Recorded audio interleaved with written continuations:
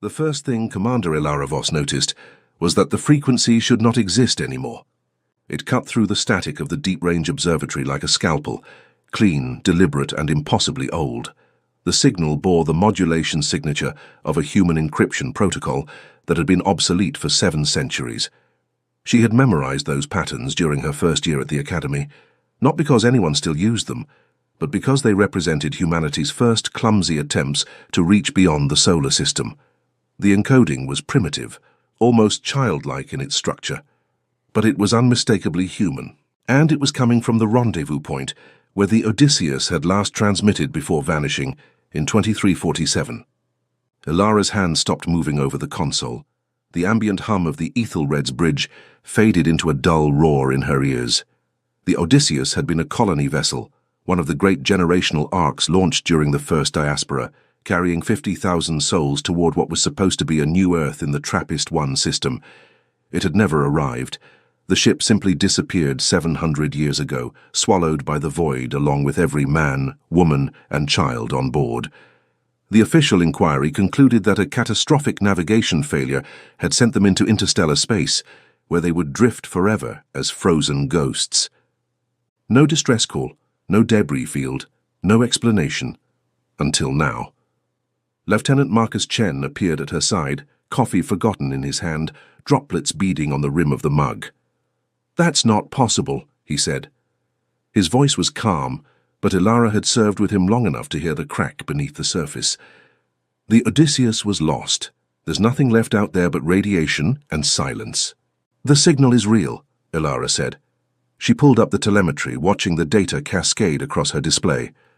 "It's weak, degraded, but it's repeating on a loop. Standard colonial emergency protocol, position beacon, automated distress." She paused, her throat tightening.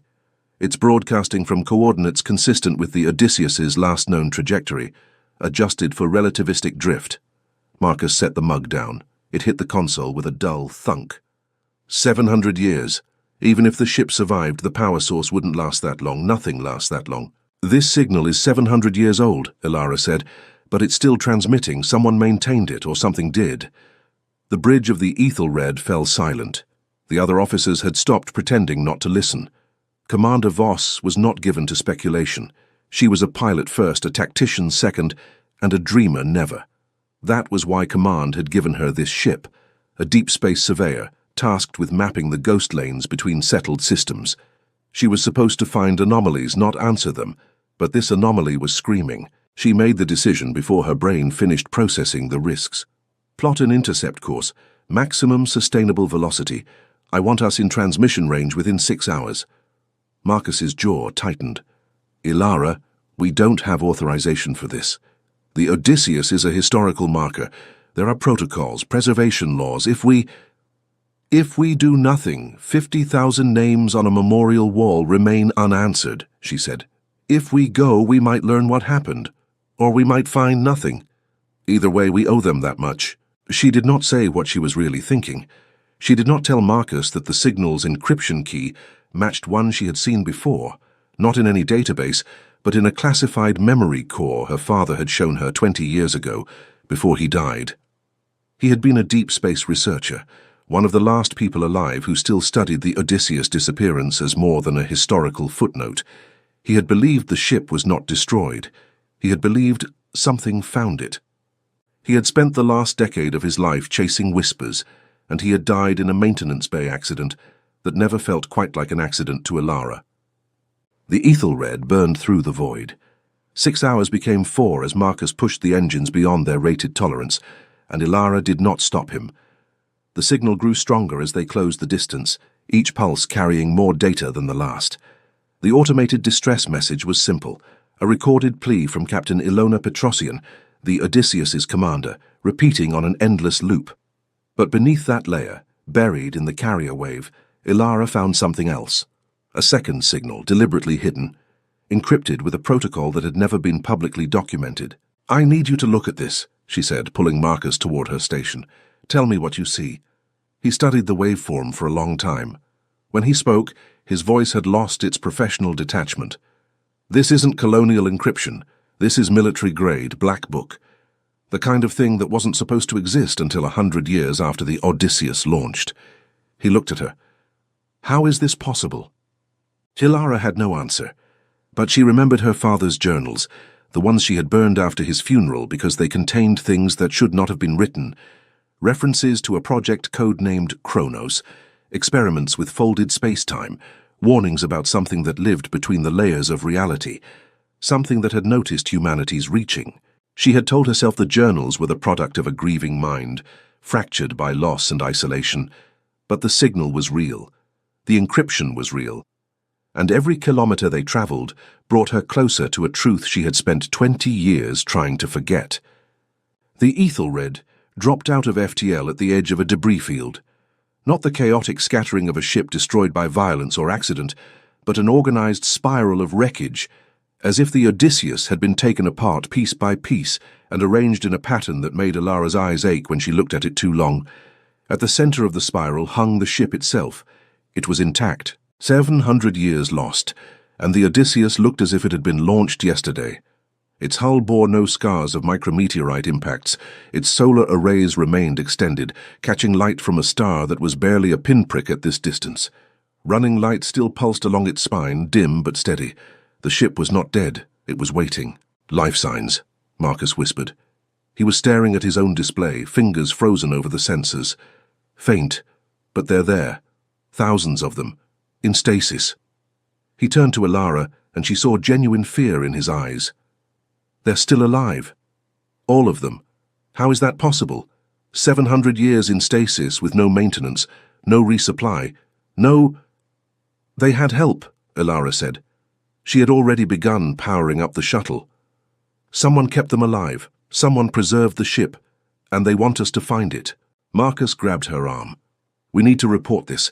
Command needs to know. We're not equipped for first contact. We're not equipped for any of this. Command will send a science team, Ilara said. They'll take months to deliberate. They'll quarantine the area. And by the time they arrive, whatever is waiting on that ship will have made its decision. She met his gaze. I'm not waiting for permission. I'm not letting 50,000 people die again. She did not wait for his response. She was already moving toward the airlock, already pulling on her environmental suit, already committing herself to a course of action that would either make her the greatest hero in human history or get her court-martialed before she could explain herself. The shuttle crossed the distance in silence. Ilara did not speak to the two crew members who had volunteered to accompany her, Ensign Sophia Okonkwo, a biologist with nerves of steel, and Petty Officer Dmitry Volkov, a salvage specialist who had seen more wreckage than anyone alive. They knew the risks. They had come anyway. Docking with the Odysseus was surreal. The airlock cycled automatically, responding to protocols that had been programmed before Ilara's great-grandparents were born. When the inner door opened, she stepped into a corridor that looked exactly like the historical recreations she had seen in museums. The same curved bulkheads, the same recessed lighting, the same faded blue paint that had been standard on colonial vessels of that era. But the recreations had never captured the smell. The air was old, not stale, not decayed, but old in a way that felt like pressure against her skin, like the ship was breathing. Sophia's hand scanner flickered to life. Atmosphere is breathable. Trace contaminants within acceptable limits. Temperature is consistent. Too consistent. It's like the environmental systems never stopped running. They didn't, Dmitry said. He had already dropped to one knee, running his fingers along a seam in the deck plating. Look at this. No corrosion, no wear. These bulkheads are 700 years old, but they haven't aged a day. He looked up, and Ilara saw the same fear that had been in Marcus's eyes. Something has been maintaining this ship. Something with access to technology we don't have. The corridor led to the command deck. Ilara had studied the Odysseus's schematics hundreds of times as a child, tracing the layout with her finger, while her father told her stories about the people who had lived and died here. She knew exactly where to go. But when she reached the bridge doors, she stopped. They were open and someone was inside. The figure stood with its back to her, facing the main viewport. It wore a uniform that matched the archival images of the Odysseus's crew, grey jumpsuit with gold trim, the insignia of a senior navigation officer on the collar. The figure was tall, broad-shouldered, and completely motionless. Ilara's hand went to her sidearm. "Identify yourself," she said. The figure turned. It was a man. His face was weathered, lined with age or stress or something else entirely, but his eyes were young. Too young. They held a sharpness that did not belong to a body that should have been 7 centuries dead. He looked at Alara, and she saw recognition dawn across his features. "You have your father's eyes," he said. The words hit her like a physical blow. She had never met this man. She had never seen his face in any historical record. But he knew her father. He knew her. "Who are you?" she demanded. "My name is Elias Kane." He took a step forward, and Alara did not step back. "I was the Odysseus's navigation officer. I was on this ship when it disappeared." He paused, and his expression shifted. Grief, exhaustion, and something that looked like hope. "I've been waiting for you. For 700 years I've been waiting for someone to find us. For someone to answer." Sophia's scanner let out a soft chime. "Commander," she said, her voice barely a whisper, "his cellular structure, it's not degrading. It's not even aging. He's been in some kind of temporal suspension, but that's not possible without a stasis pod. This is something else." She looked at Alara, and her face was pale. Something kept him alive. Something preserved him exactly as he was. On purpose. Elias nodded slowly. "The signal wasn't an accident. It was meant for you. Specifically for you, Commander Voss." He reached into his pocket and withdrew a small data chip.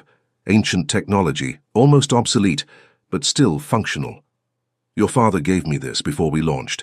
He said that if anything went wrong, if the Odysseus never arrived, I was to wait, to preserve myself, to send the signal at exactly this moment in time." He held out the chip. "He said you would understand." Hilara's hand trembled as she took the chip. She inserted it into her suit's data port, and the contents unfolded in her mind like a flower opening after a long winter. It was her father's voice, recorded decades before she was born, before he had even met her mother. He spoke of a discovery made during the Odysseus's final preparations, a navigational anomaly that was not an anomaly at all, but a door, a point in space-time where the fabric of reality had worn thin, worn through, worn open. The ship's navigation system had detected it by accident, and the scientists on board had realized too late that the door was not natural.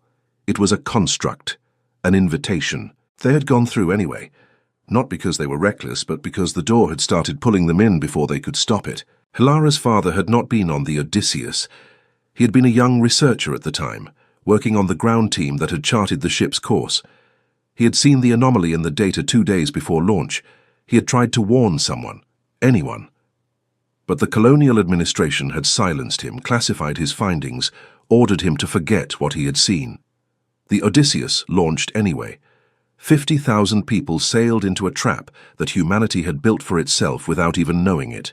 The door led somewhere else, somewhere outside the known universe, somewhere that the laws of physics were suggestions rather than rules.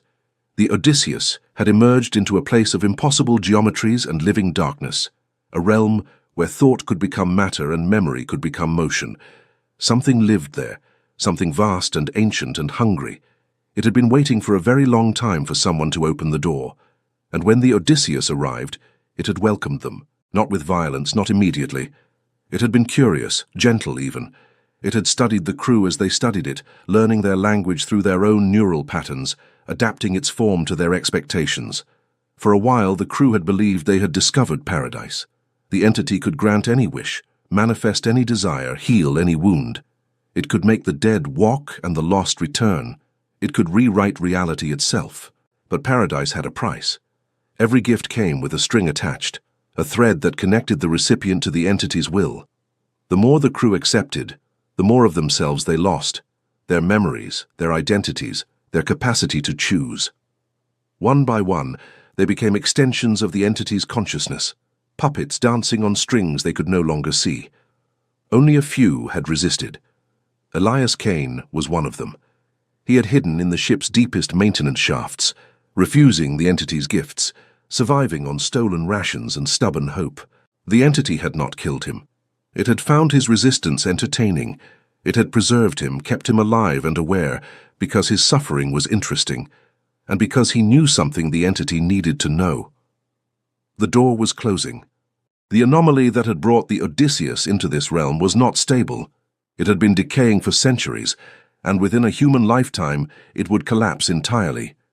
When it did, the entity would be trapped. It could not survive in normal space without the door to sustain it. It would die, or worse, it would fragment, scattering pieces of itself across the universe like seeds on the wind. It had spent eons searching for a way out, and the Odysseus had given it the key. Human minds, human bodies, human souls. The entity did not want to escape into normal space. It wanted to escape into humanity. It wanted to wear human skin. Elara pulled the data chip from her suit, her breath coming in short, sharp gasps. Sophia was staring at her, waiting for an explanation. Dmitri had drawn his sidearm and was scanning the corridor behind them. Elias watched her with those two young eyes, and she understood now why he looked so tired. 700 years of waiting. 700 years of knowing what was coming. The signal, Elara said slowly, the one we followed. It wasn't a distress call. It was bait. Elias nodded. The entity sent it, not me. I've been trying to override the transmission for centuries, but it's beyond my control. The entity wants more humans, more minds to absorb, more souls to consume. He looked past her, toward the airlock, toward the Ethelred waiting in the void. It knows you're here. It's been preparing for your arrival. It's been waiting for someone with command authority, someone who can bring the full weight of humanity's attention to this place. Why? Sophia asked. Her voice was steady, but her hands were shaking. Why does it need us? Because the door is closing, Elias said. And it can't open another one on its own. It needs human minds to generate the necessary quantum fluctuations. It needs human bodies to anchor itself in normal space. It needs a bridge between realms, and only living consciousness can provide that bridge. He looked at Elara again, and his gaze was heavy with meaning. Your father understood this. He spent his entire life trying to find a way to stop it. He sent me here to wait, to preserve myself, to give you the information you need to make a choice. What choice? Elara demanded. The entity is going to offer you a deal, Elias said. It's going to promise you anything you want. The return of the Odysseus, the salvation of its crew, knowledge, power, immortality. It will show you visions of a future where humanity spreads across the stars unopposed, where suffering is a memory and death is a choice. It will make you believe that accepting its offer is the only way to save everyone you love. He paused. It will be lying. The entity cannot create. It can only consume. Every gift it gives is a parasite. Every promise it makes is a trap. If you accept its deal, you will become its vessel, and through you, it will spread to every human mind in the galaxy. The bridge lights flickered. Elara felt a presence brush against the edge of her awareness. Not hostile, not yet, but vast and ancient and patient. The entity was watching, listening, waiting to see what she would do. She thought about her father, about the journals she had burned, about the accident that had killed him, the maintenance bay, the sudden pressure failure, the investigators who had closed the case without ever finding a cause. She had always suspected that his death was not an accident. Now she knew. The entity had been tying up loose ends for a very long time, but it had not been able to kill her father before he sent Elias into the void. It had not been able to stop the signal from reaching her, and it had not been able to anticipate what she would do next. Elara turned to Sophia and Dmitri. Get back to the shuttle, signal the Ethelred. Tell Marcus to prepare for immediate FTL jump. Do not wait for me. Commander, Sophia started. That's an order. Elara's voice brooked no argument. I'll buy you time, 30 minutes, no more. If I'm not back by then, you leave without me. Out. Dmitri opened his mouth to protest, but Elara was already moving toward the bridge's main console. She had studied the Odysseus's systems obsessively as a child, memorizing every override, every failsafe, every emergency protocol. The ship had been designed to self-destruct in the event of catastrophic containment failure, a last resort to prevent a colony ship from becoming a plague ship. The charges were still in place. The detonation sequence was still viable. She just had to reach it before the entity reached her. Elias grabbed her arm. You can't destroy the ship, he said. The crew is still in stasis. 50,000 innocent people. You'd be killing them. They're already dead, Elara said. The words tasted like ash. You said it yourself. The entity has been feeding on them for centuries. They're not people anymore, they're batteries, reservoirs of consciousness that the entity is using to sustain itself. She met his gaze. If I don't do this, the entity will use them to reach our universe. It will wear their faces, speak with their voices, and everyone they ever loved will welcome it with open arms because they won't know the difference. Elias released her arm. His expression shifted. Grief, anger, and finally acceptance. There's another way, he said. The entity isn't just feeding on the crew. It's connected to them, psychically, symbiotically. If you sever that connection, you might be able to weaken it enough to close the door permanently. How? The entity's consciousness is distributed across the crew's neural networks. Every mind it has consumed is a node in its awareness. If you could disrupt those nodes simultaneously, create enough noise in the system, it would cause a cascade failure. The entity would fragment, the door would destabilize, and the Odysseus would be pulled back into normal space, damaged, but intact. Ilara stared at him. You're talking about a neural resonance cascade. That's theoretical. No one's ever done it. No one's ever had the opportunity, Elias said. The Ethelred's communications array can generate the necessary frequency. You just need to aim it at the stasis pods and pulse at maximum power. The crew's neural patterns will resonate with the signal, creating interference that the entity can't compensate for. He paused. But it will know what you're doing. It will try to stop you. And it will use every tool at its disposal, including me. Ilara looked at him sharply. What do you mean? I'm not entirely human anymore, Elias said quietly. The entity preserved me, but it also changed me. I'm connected to it the same way the crew is. I've been fighting it for centuries, but I'm not sure how much longer I can hold out.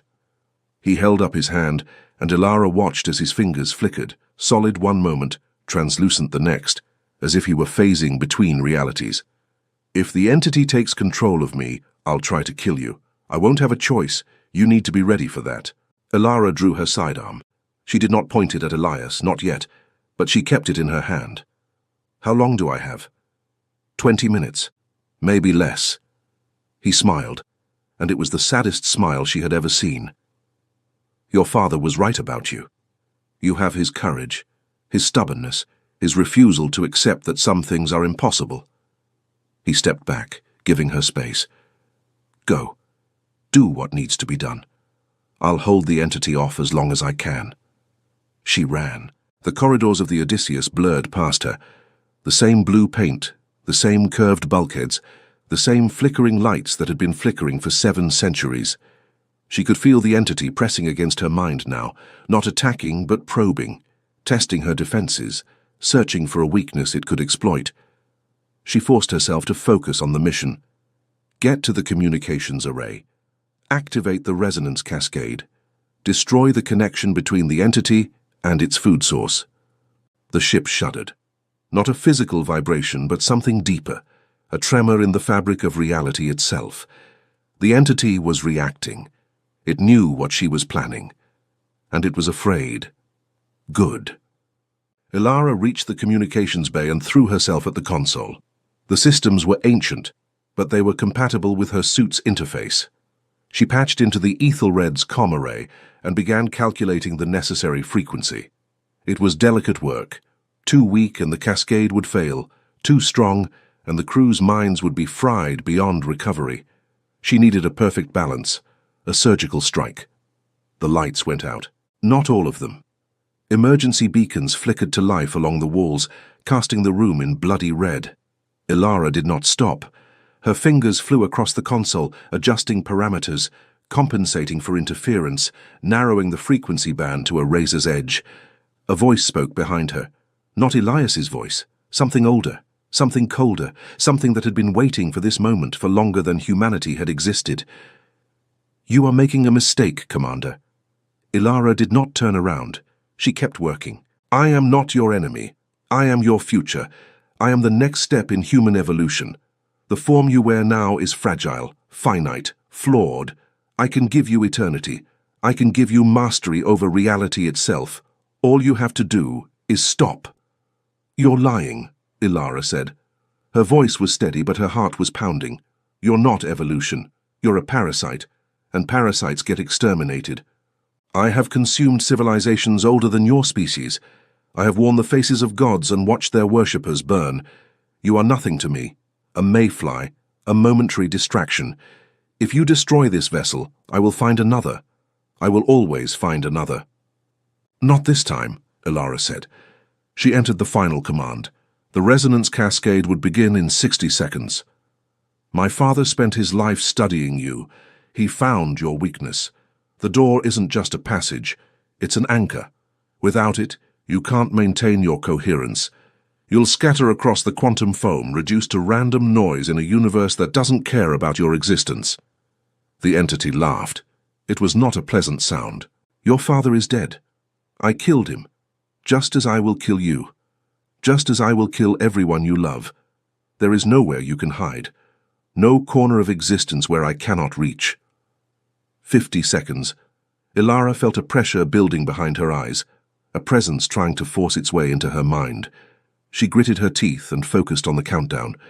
40 seconds. 30. 20. The door to the communications bay slid open. Elias stood in the threshold, and his eyes were black, not metaphorically, actually physically black, voids where his pupils should have been, absorbing the emergency lights instead of reflecting them. He moved toward her with an unnatural grace, his limbs jerking at angles that should have been impossible. The entity had taken control, and it was going to make him kill her. 10 seconds. Ilara did not raise her sidearm. She could not shoot Elias, not because she was incapable, but because he had spent 700 years waiting for this moment. He had endured unimaginable suffering to deliver her father's message. He deserved better than a bullet in the skull. 5 seconds. She looked into those black voids and saw something flickering beneath the darkness. A spark of awareness, a fragment of the man Elias had been. He was still in there, fighting the entity even now, even as his body became a weapon aimed at her heart. 3 seconds. Thank you, Ilara whispered. 2 seconds. Elias's hand closed around her throat. His grip was inhumanly strong, cutting off her air, crushing her windpipe. She did not resist. She did not need to. 1 second. The resonance cascade fired. The effect was immediate and catastrophic. Every stasis pod on the Odysseus lit up like a beacon, broadcasting a chaotic symphony of neural interference that tore through the entity's consciousness like a wildfire through dry grass. The creature screamed, not with sound but with psychic force that made Ilara's nose bleed and her vision blur. The ship convulsed around her, reality bending and snapping like a rope under too much tension. Elias released her throat. His eyes cleared, the blackness retreating like smoke before a wind. He staggered backward, clutching his head, blood trickling from his ears. It's working, he gasped. The connection is breaking. The crew, they're separating from it. Ilara sucked in a ragged breath. Her throat screamed in protest, but she forced herself to stand. How long until the door collapses? Minutes, maybe less. Elias looked at her, and despite everything, the pain, the fear, the 7 centuries of isolation, he smiled. You did it. You actually did it. The ship lurched. The emergency lights flickered and died. For a terrifying moment, Ilara was blind, floating in absolute darkness. Then the main power came back online, and she saw the viewport. The void outside was changing. The impossible geometries were folding in on themselves, collapsing like a house of cards. The entity's realm was dying, crumbling into the quantum foam from which it had been born. And the Odysseus was falling toward the door, falling toward normal space, falling toward home. Ilara grabbed Elias's arm and pulled him toward the corridor. We need to get to the shuttle, now. They ran. The ship groaned around them, bulkheads warping, decks buckling. The stasis pods were rupturing, the crew inside them stirring for the first time in 7 centuries. Not awake, not yet, but dreaming. The resonance cascade had freed them from the entity's control, but their bodies were fragile after so long in suspension. They would need medical attention. They would need time, but they would live. The shuttle was waiting. Sophia and Dmitri had defied her orders. They had not left. They had kept the engines running, the airlock open, ready to extract her at a moment's notice. Ilara and Elias tumbled through the hatch, and Dmitri slammed the door behind them. Go! Ilara shouted. Maximum thrust, get us clear! The shuttle tore away from the Odysseus, just as the door collapsed. The ancient ship did not explode. It simply ceased to be in one place and began to be in another. Space folded around it, twisted, and spat it out on the other side of the anomaly. Normal space. Cold, dark, silent, normal space. The Ethelred was waiting. Marcus's voice crackled over the comm, demanding an update, demanding to know what had happened, demanding to know if Elara was alive. She did not answer. She could not. She was watching the Odysseus drift against the backdrop of stars, its hull dark, its lights dead, its 50,000 passengers suspended between life and death. 700 years lost, 700 years found. Elias slumped into a seat beside her, his face pale, his hands trembling. "What happens now?" he asked. Elara thought about her father, about the journals she had burned, about the accident that had not been an accident, and the sacrifice that had saved them all. She thought about the entity, not dead, but scattered, reduced to whispers and shadows that would take millennia to reform. She thought about the door, closed now, perhaps forever. "Now," she said, "we go home." The Ethelred turned toward the nearest human colony, 3 weeks distant at maximum FTL. Behind it, the Odysseus hung in the void, like a question that had finally found its answer. The signal had stopped. The frequency was silent. But somewhere in the depths of space, in the spaces between stars, in the quiet places where reality wore thin, something was waiting. Not the entity, something else. Something that had noticed the door opening and closing. Something that had felt the resonance cascade ripple across dimensions. Something that was very, very interested in the species, that had just proved it could fight back. But that was a story for another time. Elara Voss leaned back in her seat and closed her eyes. Her throat ached, her head throbbed, her heart was full of grief and wonder, and a hope so fierce it felt like fire. She had answered the signal. She had found the ship. She had saved 50,000 souls from a fate worse than death. And she had learned something her father had tried to teach her long ago. Humanity's greatest strength was not its technology, not its weapons, not its cleverness. It was its refusal to stop fighting. Even when the enemy was a god, even when the odds were impossible, even when the only way forward was to walk into the darkness and light a match, because that was what humans did. They answered signals that should not exist. They went where they were not supposed to go. And they never, ever gave up. The Ethelred jumped to FTL, and the Odysseus vanished behind it, a ghost ship no longer, but a promise that even the deepest darkness could not extinguish the light of those who refused to be consumed. Somewhere in the void, the scattered fragments of the entity stirred. They whispered to each other across the quantum foam, sharing memories, pooling their pain, dreaming of revenge. They had been defeated, but not destroyed. They would reform. They would return. And when they did, they would find a humanity that had grown stronger, smarter, more prepared. The door was closed, but the key was still out there, and Elara Voss was still alive.